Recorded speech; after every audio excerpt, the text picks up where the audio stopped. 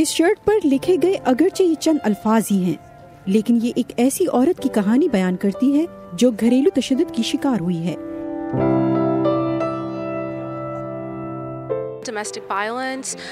گھریلو تشدد ہماری زیادہ تر کمیونٹیز کا ایک بڑا مسئلہ ہے جسے لوگ چپ رہ کر سہتے ہیں۔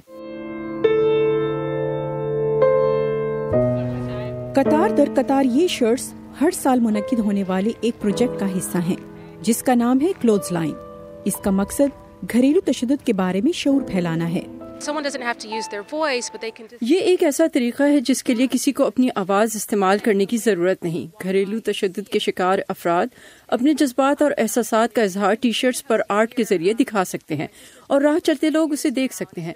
یہاں موجود رضاکار بھی مثبت پیغامات کے ذریعے گھریلو تشدد کے شکار افراد کی حوصلہ افزائی کرتے ہیں۔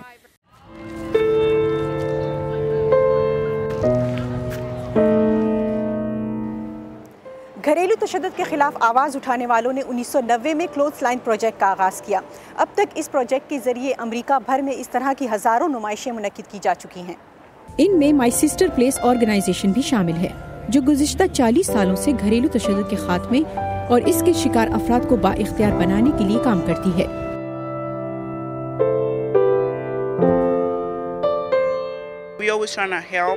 ہماری کوشش ہوتی ہے کہ انہیں ہر وہ مدد دیں جس کی انہیں ضرورت ہے۔ عام طور پر یہ حفاظت اور پناہ کے متلاشی ہوتے ہیں۔ اور صرف امریکی ہی نہیں، امریکہ کی تارکین وطن آبادی کی ایک بڑی تعداد بھی اس کا شکار ہے۔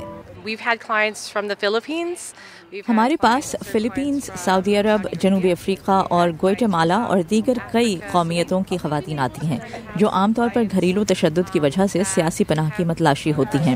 ہم ان کے لیے اس مرحلے کو آسان بنانے کی کوشش کرتے ہیں تاکہ وہ اپنے بچوں کے ساتھ آزاد اور محفوظ زندگی گزار سکیں۔